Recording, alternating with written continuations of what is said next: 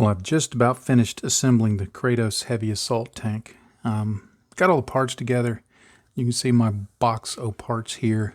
I've still got a few things to do. Really all I've got to do at this point is, like on the main gun, all the guns in fact, I just need to clean up the seam lines on them. There's a few other parts that need some seam line cleanup, like the exhaust stacks. And it's going to be fairly simple. The fit was pretty good. I just used a lot of glue, pushed it together, and I just cleaned that bead up. So this one is just about ready for priming. It's Sunday afternoon. I'll probably get this cleaned up here in the next couple of hours and get it primed and ready to start painting, get that started filming before I head off on vacation. Now, you're probably guessing by the presence of these brushes, the point of this vlog is not going to be this model that I'm working on. And you would be right in that assumption. Now, this is, I guess you'd say, a follow-up to the videos that I've done in the past on, you know, my overly convoluted strategy for using brushes and the brushes that I'm trying. And I think I love testing and trying things as much as I actually like using them, evidenced by this way too many really nice brushes. I probably should have just bought a brand and stuck with it. And when I tell you the results, you'll understand why. But over about the last year, I've been testing these brushes, and what I've been working with are this Raphael 8404 Rosemary & Co. Series 8. This is one from an American company named Dynasty. Then this is the Blick Master Series. It's their high-end brush. A Da Vinci Series 35, Winsor & Newton Series 7, and this Artist Opus Series S. All of them are size 2s except for the Rosemary & Co. Because they won't sell sable brushes to anybody here in the U.S., I had to find what I could here in the U.S., and I got a size 3. But honestly, their size 3 is about the same as a Raphael 8404 size 2. And some of these size 2s are the same size as some of the others size 0. So I talked about that in the last vlog. So the size really doesn't matter with this. The point is what matters. How the paint flows off of the brush. How well they clean up. How durable they seem to be. And then just that subjective part of it that I was looking for. Just how does it feel? How do I like using it? So that's all the things I'm going to be talking about in this vlog. Now, I'm quite happy to say after investing all the money in each of these brushes, I found out pretty much what I thought would probably be the case from the beginning. If you pick any of these, they're all great brushes. There's not anything that I can point out about any one of these brushes that's really, okay, here's a detractor for it. They all behave pretty much the same. I mean, yeah, there's slight differences, but sometimes it's hard to say, is it the paint that I'm using? Is it the way I'm thinning? Is it I'm doing it a different application? Am I just feeling worse today or better today? I mean, there's so much subjective. The only thing that I can point out about any single brush is this Dynasty brush. I checked, I ordered the short handle brush, and their short handles appear to be much longer than everybody else's. And the size of the handle, the length of the handle just kind of felt weird. Now, you know, sometimes if the brush handles are too big, I just get out my nippers and just cut them off and then sand down the edge. So I guess I could always do that. But in terms of performance, all of these were very good. Now, what I did find is that I tended to keep going back to the Raphael, the Rosemary & Co., the Da Vinci, and the Artist Opus. Those were the ones that as I worked through projects over the last year or so, and some of these I've had longer. The Winsor & Newton I've had longer, so I've had more of an opportunity to use it. But I tried to just use a separate brush for each project, just to kind of, as part of the course of that project, test it out.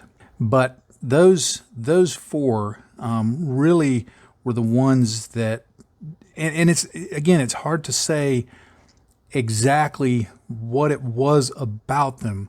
But when I just kind of said, okay, I've not got anything scheduled, so to speak, to use for this project, so let me just pick one, I found that I kept going back and picking one of those four.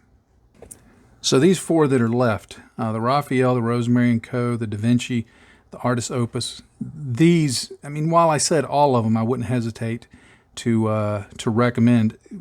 I think these four would be the ones that I would say if you can have ready access to them and you're looking for a high-end brush, any one of these will do really well. And you see that in the painting, that you see the people who really know how to paint minis. And as you know, I would never claim to be someone who knows how to paint minis. I'm not even sure I know how to paint, but I try. You know, you've got guys like Miniac that use this 8404, and that's the one that he swears by. Sarastro for years has been using Rosemary & Co., although I notice he seems to be using Artis Opus a lot more. Da Vinci, Zumikito is using Da Vinci. I am pretty sure I remember that Squidmar's line of brushes that he came out with were made by Da Vinci. So these are all very good brushes, and I'm seeing a lot of artists. I'm seeing Sarastro, I see, of course, I see Duncan Rhodes using the Artis Opus more. Juan Hidalgo, I think he uses Artis Opus. I may be wrong, but I know Angel Heraldez does. And, of course, Byron Ord, who is on Artis Opus. Of course, he would use those, but he uses those, and he's a great painter. So these are all brushes that I can say they're used by the people that we all love and respect, that do really great work, and they're simply just excellent brushes that I could commend to anyone. However, I did get to the point that I said, okay, which one am I going to say, okay, when I run out of all of these other brushes, if that day ever comes, or if I need new brushes, high-end brushes, which one am I going to pick? Turns out it's Artis Opus. It would really be hard for me to really give you some, hard and fast, objective reasons why I picked this. Like I said, all of those others are great. No complaints about them at all.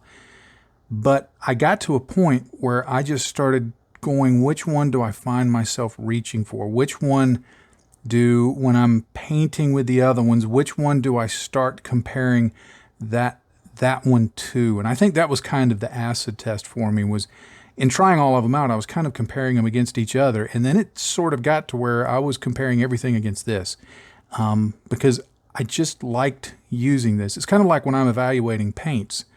Generally, if it's water-based acrylic, I evaluate it against Vallejo. Where does it stand against Vallejo? If somebody's going to tell me their paint is really good, it's got to stand up against the Vallejo test. And more, I just found that when I reached for a brush, as my hand was hovering over my jar of brushes, I just kept wanting to go back to this one. Even something as weird as just the way it feels in my hand. It's just a paintbrush, and there's nothing special about the shape or the weight or the balance or anything that I could definitely say this is why.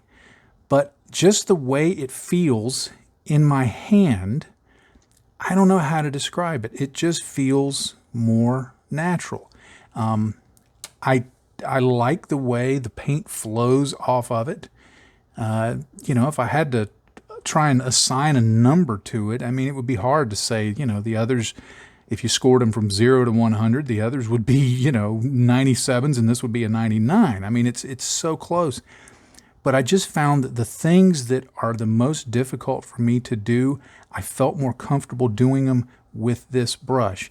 Not just the size of it, but just the feel of it, the way the paint flowed off of it, the way it cleaned up, the way it worked with thick paint, thin paint, all sorts of those things.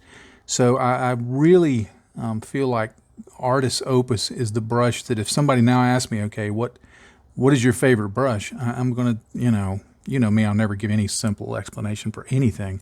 But I think I'm going to say Artis Opus. And to be honest, I'm kind of disappointed, not disappointed, but I'm kind of like thinking, oh, doggone, because this is probably the most expensive of all the brushes that I've tried. Not by a huge margin. I mean, none of these are cheap. You're going to pay $12 to $15 for a size 2 for any of them.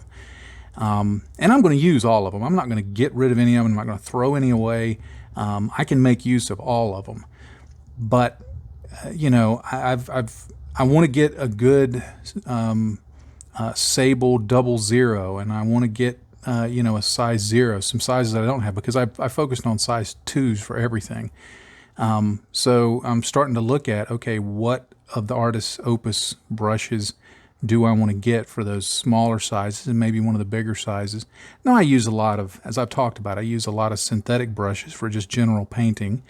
I tend to reserve these more for blends and for precision work and working with thinner paints and stuff like that.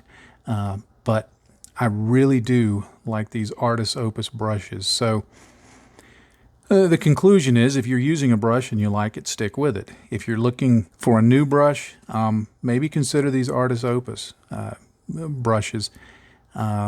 You know, and if you're able and want to try out a few of the ones that I've recommended, you may find that you like one better than the other. I mean, obviously, as I've talked about, there are different painters who like one more than the other. But like I said, it's even hard to define exactly why. But when I started comparing all the others to this one, and I started reaching for this one more and more, I finally realized, okay, I've been planning on doing this vlog for a long time. It was always my intent to do it, but I felt like, okay, I'll know when it's time to do it. And I realized these are the ones I like, and I really like them, and they are really good brushes.